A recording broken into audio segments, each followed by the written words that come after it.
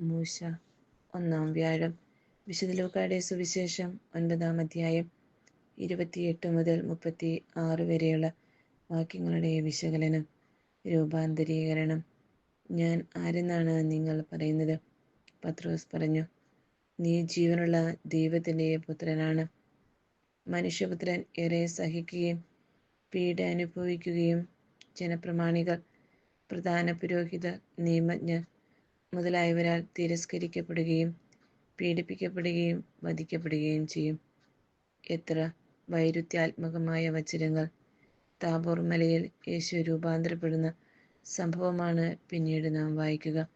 വിശുദ്ധ ലൂക്കായുടെ സുവിശേഷം 9-ാം അധ്യായം 28 മുതൽ 36 വരെ. അവൻ ദൈവമാണ്. ശത്രുക്കളെ സ്നേഹിക്കണമെന്നും ദ്രോഹിക്കുന്നവർക്ക് വേണ്ടി പ്രാർത്ഥിക്കണമെന്നും ഒരു കരണത്തടിച്ചവന് മറ്റേ കരണം കൂടി കാണിച്ചു കൊടുക്കണമെന്നും, ഒരു മൈൽ ദൂരം നടക്കാൻ പറഞ്ഞാൽ 2 മൈൽ കൂടെ പോകണമെന്നും, ഉള്ളതെല്ലാം വിറ്റ് ദരിദ്രർക്ക് കൊടുക്കണമെന്നും, ലോകം മുഴുവൻ നേടിയാലും ആത്മാവ് നഷ്ടപ്പെട്ടാൽ എന്തു പ്രയോജനമെന്നൊക്കെ ചോദിക്കുകയും ചെയ്ത അവൻ ദൈവമാണെന്ന് വിശ്വസിക്കുക. എങ്കിൽ അവൻ പറഞ്ഞത് അനുസരിക്കുന്നതാണ് നമുക്ക് നല്ലത്. നശ്വരമായ ഈ ലോകത്തിലെ സകലതും കൈവിട്ടുപോകും. അവൻ വചനങ്ങളിൽ വിശ്വസിക്കുകയും ജീവിക്കുകയും ചെയ്യുന്നവൻ അവനോടൊപ്പം നിത്യജീവനിൽ പങ്കുചേരും. ദൈവവുമായുള്ള സമാനത നിലനിർത്തേണ്ട കാര്യമായി പരിഗണിക്കാതെ തന്നെ ശൂന്യനാക്കി ഒരു ദാസന്റെ രൂപം ധരിച്ച് നമുക്കിടയിൽ വസിച്ചതിനാൽ അവൻ്റെ ദിവ്യത്വവും മഹത്വവും. ഫിലിപ്പി 2-ാം അധ്യായം 7-ാം വാക്യം.